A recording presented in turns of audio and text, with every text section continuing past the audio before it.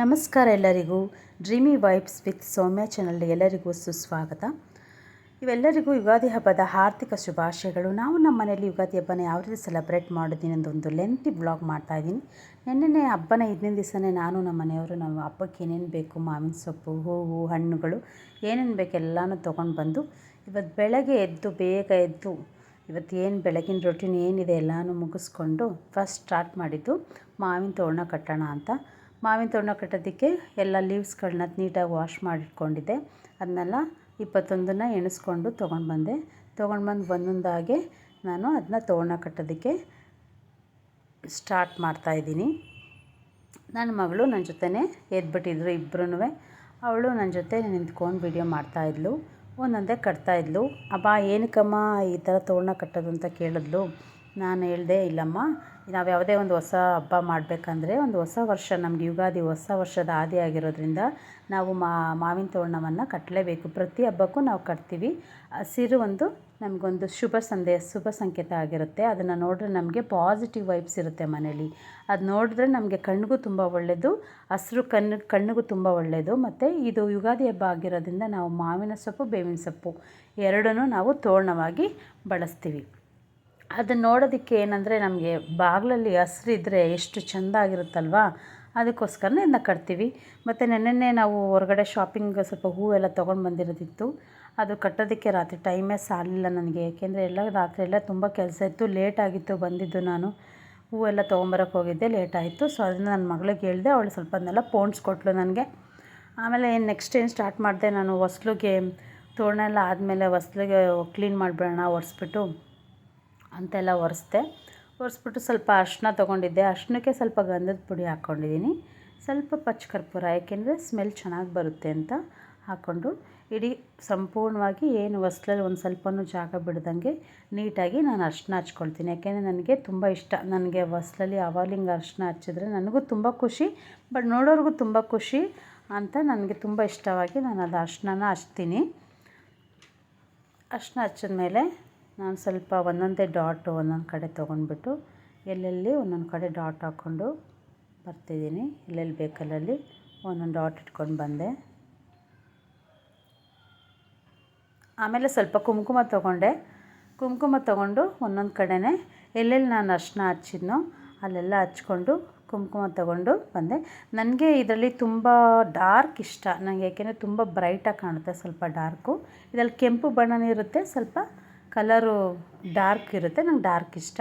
ಮತ್ತು ರಂಗೋಲಿ ಬಿಡಬೇಕಾಗಿತ್ತು. ರಂಗೋಲಿನ ನಾನು 2 layer line rangoli ಬಿಟ್ಟೆ. ಈ ರಂಗೋಲಿಗೆ ಎಲ್ಲರೂ ರಂಗೋಲಿನೂ ಯೂಸ್ ಮಾಡ್ತಾರೆ, ಅಕ್ಕಿ ಹಿಟ್ಟನ್ನು ಸಹ ಯೂಸ್ ಮಾಡ್ತಾರೆ. ನಾನಿಲ್ಲಿ ಏನು ಮಾಡಿದ್ದೀನಿ, ಅಕ್ಕಿ ಹಿಟ್ಟಲ್ಲಿ ನೀಟಾಗಿ ಬಿಡೋಕ್ಕೆ ಅಷ್ಟು ನೀಟಾಗಿ ಬರೋದಿಲ್ಲ. ಅದಕ್ಕೆ ಸ್ವಲ್ಪ ರಂಗೋಲಿ ಜೊತೆನೇ ಅಕ್ಕಿ ಹಿಟ್ಟನ್ನ ಮಿಕ್ಸ್ ಮಾಡಿಬಿಟ್ಟು ನನಗೆ ಯಾವ ಡಿಸೈನ್ ಅರ್ಜೆಂಟಾಗಿ ಯಾವುದು ಚೆನ್ನಾಗಿ ಬರುತ್ತೋ ಅದನ್ನು ಹಾಕಿದೆ.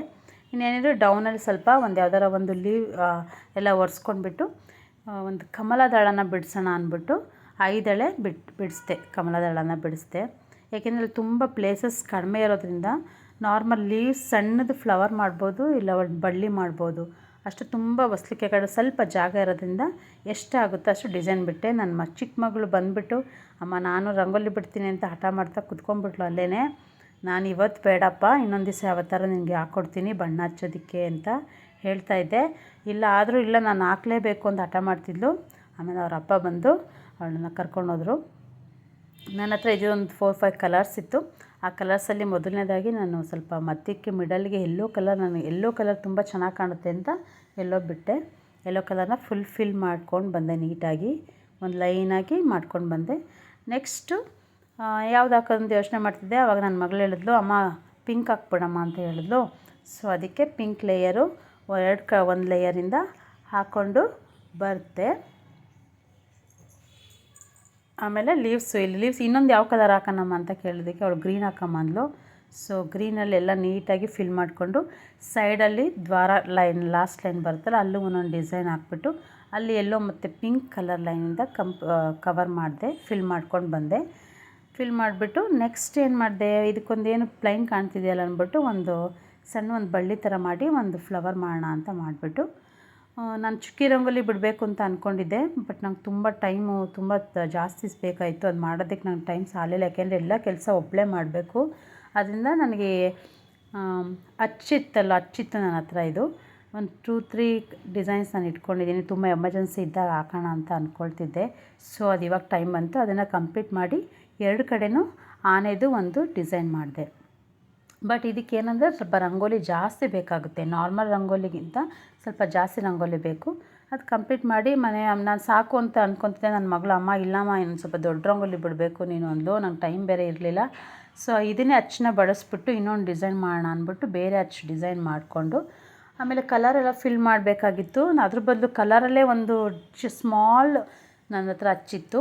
ಅದರಲ್ಲೆಲ್ಲ ಒಂದು 2 ಕಲರ್ ಯೂಸ್ ಮಾಡಿಬಿಟ್ಟು ಸುತ್ತ ಹಾಕ್ಬಿಡೋಣ ಅಂದ್ಬಿಟ್ಟು ಎಲ್ಲ ಕಡೆನೂ ಒಂದು ಡಿಸೈನ್ ಮಾಡಿ ಯೆಲ್ಲೋ ಕಲರು ಸರ್ಕಲಲ್ಲೆಲ್ಲ ಒಂದೊಂದು ಯೆಲ್ಲೋ ಒಂದು ಪಿಂಕ್ ಹಾಕಿ ಕಂಪ್ಲೀಟ್ ಮಾಡಿಕೊಂಡೆ. ಇದಾದಮೇಲೆ ಇದನ್ನ ಹೆಂಗೆ ಫಿಲ್ ಕವರ್ ಮಾಡೋದು ಅಂತ ಯೋಚನೆ ಮಾಡ್ತಾಯಿದ್ದೆ. ಆಮೇಲೆ ಇನ್ನೊಂದು ಐಡಿಯಾ ಬಂತು. ಮಿಡಲೆಲ್ಲ ರಂಗೋಲಿ ಹಾಕ್ಬೇಕಲ್ಲ ಅಂದ್ಬಿಟ್ಟು ಒಂದೊಂದು ಲೇಯರ್ ಒಂದು ಗ್ರೀನ್ ಲೇಯರ್ ಹಾಕ್ತೆ. ಅದರ ಔಟ್ಲೈನರ್ ಪಿಂಕ್ ಹಾಕ್ಬಿಟ್ಟು ಅದರ ಔಟ್ಲೈನರು ಯೆಲ್ಲೋ ಕಲರಿಂದ ಫಿಲ್ ಮಾಡಿದೆ. ಅವಾಗ ನೋಡೋಕ್ಕೆ ಸ್ವಲ್ಪ ತುಂಬ ಚೆನ್ನಾಗಿ ಕಾಣ್ತಾಯಿತ್ತು. ಸೊ ನೆಕ್ಸ್ಟ್ ಇನ್ನೊಂಚೂರು ಬ್ರಾಡಾಗಿ ಮಾಡೋಣ ರಂಗೋಲಿ ಇದನ್ನು ಅಂದ್ಬಿಟ್ಟು ಇನ್ನೊಂದು ಸರ್ಕಲ್ ಮಾಡೋಣ, ಎಲ್ಲನೂ ಕಂಪ್ಲೀಟ್ ಕವರ್ ಮಾಡೋಣ ಸರ್ಕಲ್ ಮಾಡಿಬಿಟ್ಟು ಅಂತ ಒಂದು ಮಾಡಿದೆ. ಆಮೇಲೆ ಪ್ಲೈನ್ ಆಯ್ತಲ್ಲ ಅಂದ್ಬಿಟ್ಟು ಇನ್ನೊಂದು ಯೋಚನೆ ಮಾಡಿದು, ಸ್ವಲ್ಪ ಡಿಸೈನ್ ಆಗಿರಲಿ, ಸ್ವಲ್ಪ ಚೆನ್ನಾಗಿ ಕಾಣಲಿ ಅಂತ ಅದನ್ನೆಲ್ಲ ಫಿಲ್ ಮಾಡ್ಕೊಂಡು ಬಂದೆ. ಒಂದು ಲೈನ್ ಹಾಕ್ಕೊಂಡು ಬರ್ತಾಯಿದ್ದೆ. ಇದನ್ನೆಲ್ಲ ಕಂಪ್ಲೀಟ್ ಮಾಡಾದಮೇಲೆ ಮಧ್ಯ ಪ್ಲೈನ್ ಆಯಿತು. ಸೊ ಅದಕ್ಕೆ ಒಂದೊಂದು ಲೀವ್ಸ್ ಡಿಸೈನ್ ಮಾಡಿಬಿಡೋಣ. ಟೈಮ್ ಆಗ್ತಾನೇ ಇತ್ತು. ಬಟ್ ಏನು ಮಾಡಲಿ, ಇದು ನೋಡೋಕ್ಕೂ ಚೆನ್ನಾಗಿ ಕಾಣಬೇಕಲ್ವ ಅಂದ್ಬಿಟ್ಟು ಆದರೆ ಇನ್ನೊಂದು 10 ಮಿನಿಟ್ಸ್ ಎಕ್ಸ್ಟ್ರಾ ಆದರೂ ಪರವಾಗಿಲ್ಲ ಅಂತ ಇದಕ್ಕೆ ಜಾಸ್ತಿ ಟೈಮ್ ಕೊಟ್ಟೆ. ಮಿಡಲ್ಗೆ ಗ್ರೀನ್ ಹಾಕಿ ಕವರ್ ಮಾಡಿ ಲಾಸ್ಟಲ್ಲಿ ನನ್ನದು ರಂಗೋಲಿ ವ್ಯೂ ಈ ಥರ ಬಂತು. ಬಟ್ ನಂಗೆ ತುಂಬ ಖುಷಿ ಆಯಿತು. ನಿಮಗೆ ಹೇಗೆ ಅನ್ನಿಸ್ತು ಕಮೆಂಟ್ ಮಾಡಿ. ಓಕೆ, ಇದು ನೋಡಿ, ಇದನ್ನೊಂದು ದೊಡ್ಡ ಬ್ರೌನ್. ನನ್ನ ಮಗಳು ಈ ಥರ ಬೇಕು ಅಂತ ಹೇಳಿ ವೀಡಿಯೋ ಮಾಡಿದ್ಲು. ಇದೆಲ್ಲ ವೀಡಿಯೋ ಅವಳೇ ಮಾಡಿರೋದು. ಕ್ರೆಡಿಟ್ಸ್ ಎಲ್ಲ ಅವಳಿಗೆ ಹೋಗಬೇಕು. ರಂಗೋಲಿ ಮಾತ್ರ ನಾನು ಬಿಟ್ಟಿದ್ದೀನಿ. ಹೇಗಿದೆ ಅಂತ ಕಮೆಂಟ್ ಮಾಡಿ ತಿಳಿಸಿ ಫ್ರೆಂಡ್ಸ್. ಇದು ಲಾಸ್ಟ್ ಲುಕ್ಕು. ಆಮೇಲೆ ಹೊಸ್ಲಿಗೆಲ್ಲ ಸ್ವಲ್ಪ ಹೂವೆಲ್ಲ ಇಟ್ಟು ಅಲಂಕಾರ ಎಲ್ಲ ಮಾಡ್ಕೊಂಡು ಬಂದೆ. ನೆಕ್ಸ್ಟು ತೋರಣಕ್ಕೆ ಹೂವು ಎಲ್ಲ ರೆಡಿ ಮಾಡಿಟ್ಟಿದ್ಲು. ಸ್ವಲ್ಪ ಮಲ್ಲಿಗೆ ಹೂವು ತೊಗೊಂಬಂದಿದ್ದೆ, ಕಟ್ಟಿದ್ದೆ. ಮಲ್ಲಿಗೆ ಸ್ಮೆಲ್ ತುಂಬ ಚೆನ್ನಾಗಿ ಬರ್ತಾಯಿತ್ತು. ಎಲ್ಲ ಕಂಪ್ಲೀಟ್ ಮಾಡಿದ್ಮೇಲೆ ಇನ್ನು ನಾರ್ಮಲಿ ಪೂಜೆಗೆ ಏನೇನು ಬೇಕು ತಯಾರಿ ಮಾಡ್ಕೊಳ್ಳೋಣ ಅಂತ ಒಳಗಡೆ ಬಂದು ದೇವರಿಗೆಲ್ಲ ಹೂವು ಎಲ್ಲ ಒಂದೊಂದೇ ಎಲ್ಲ ಜೋಡಿಸಿ ದೀಪ ಹಚ್ಬಿಟ್ಟೆ. ದೀಪ ಎಲ್ಲ ಹಚ್ಚಿ ಪೂಜೆ ಎಲ್ಲ ಮಾಡಿದೆ. ತುಂಬ ಟೈಮ್ ಇದ್ದಿದ್ದರಿಂದ 2 ಡೇಸ್ ಹಾಲಿಡೇ ಇತ್ತು ನನ್ನ ಮಗಳಿಗೆ. ಅದಕ್ಕೆ ನಾವು ಏನು ಮಾಡೋಣ, ಅಮ್ಮ ಮನೆಗೆ ಹೋಗೋಣ, ಇಲ್ಲ ಹತ್ರದಲ್ಲಿದೆ ಅಂತ ಪ್ಲ್ಯಾನ್ ಮಾಡಿಕೊಂಡು ಅಮ್ಮ ಮನೆಗೆ ಹೋದ್ವಿ. ಅಮ್ಮ ನಾವು ಹೋಗೋದಕ್ಕೆ ಎಲ್ಲ ಕೆಲಸ ಸ್ವಲ್ಪ ಮಾಡಿದರು. ಸ್ವಲ್ಪ ಒಬ್ಬಟ್ಟು ಪೆಂಡಿಂಗ್ ಇತ್ತು. ಒಬ್ಬಟ್ಟನ್ನ ಅಮ್ಮ ನೀನೊಂದು ಸ್ವಲ್ಪ ಮಾಡಿಕೊಟ್ಬಿಡಮ್ಮ ಅಂತ ನನಗೆ ಹೇಳಿದ್ರು.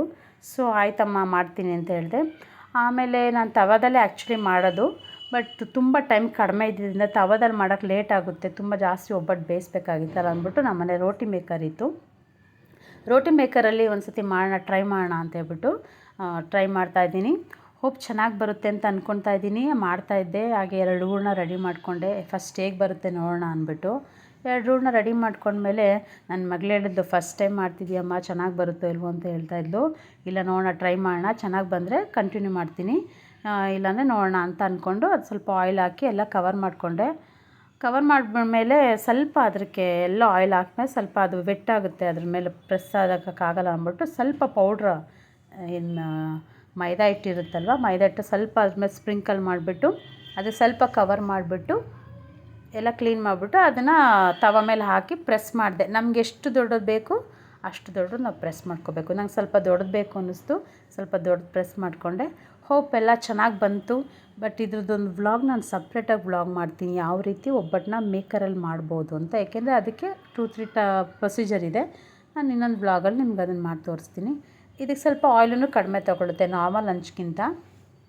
ಸ್ವಲ್ಪ ಪ್ರೋಸೆಸ್ಸು ಬೇಗ ಆಗುತ್ತೆ, ನಮಗೆ ಟೈಮ್ ಸೇವ್ ಆಗುತ್ತೆ. ಏಕೆಂದರೆ ಹಬ್ಬದಲ್ಲಿ ಎಲ್ಲರ ಮನೆಯಲ್ಲೂ ಪಾಪ ಹೆಣ್ಮಕ್ಳು ಎಷ್ಟು ಕೆಲಸ ಮಾಡಿರುತ್ತೆ, ಫ್ರೀಯಾಗೇ ಇರೋಲ್ಲ. ಅವ್ರ ಜೊತೆ ಮಕ್ಕಳಿದ್ರೆ, ಸ್ವಲ್ಪ ಎಲ್ಡರ್ಸ್ ಇದ್ದರೆ ಅವರು ಹೆಲ್ಪ್ ಮಾಡ್ತಾರೆ.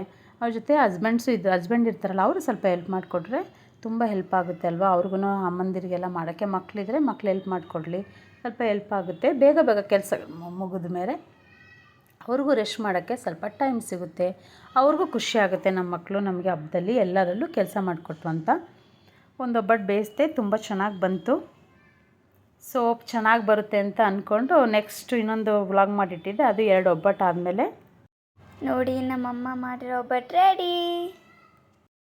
ನಂತರ ಊಟಕ್ಕೆ ಎಲ್ಲರಿಗೂ ಬಡಿಸಿದ್ವಿ. ಊಟ ಎಲ್ಲ ಚೆನ್ನಾಗಿತ್ತು ಅಂದರು. ಎಲ್ಲ ಒಂದೊಂದಾಗಿ ಬಡಿಸಿದ್ವಿ. ಒಬ್ಬಟ್ಟು ಮಾತ್ರ ತುಂಬ ಚೆನ್ನಾಗಿ ಬಂದಿತ್ತು ಅಂದರು ನಮ್ಮಪ್ಪ. ನಂಗೆ ಹೋಪ್ ಎಲ್ಲರಿಗೂ ಈ ವಿಡಿಯೋ ತುಂಬ ಇಷ್ಟ ಆಗಿದೆ ಅಂತ ಭಾವಿಸ್ತೀನಿ. ದಯವಿಟ್ಟು ನನ್ನ ವಿಡಿಯೋ ನೋಡಿ ಲೈಕ್ ಮಾಡಿ, ಶೇರ್ ಮಾಡಿ, ಕಮೆಂಟ್ಸ್ ಇದ್ದರೆ ಕಮೆಂಟ್ ಕಳಿಸಿ, ಸಬ್ಸ್ಕ್ರೈಬ್ ಮಾಡಿ. Thank you all. ಬಾಯ್.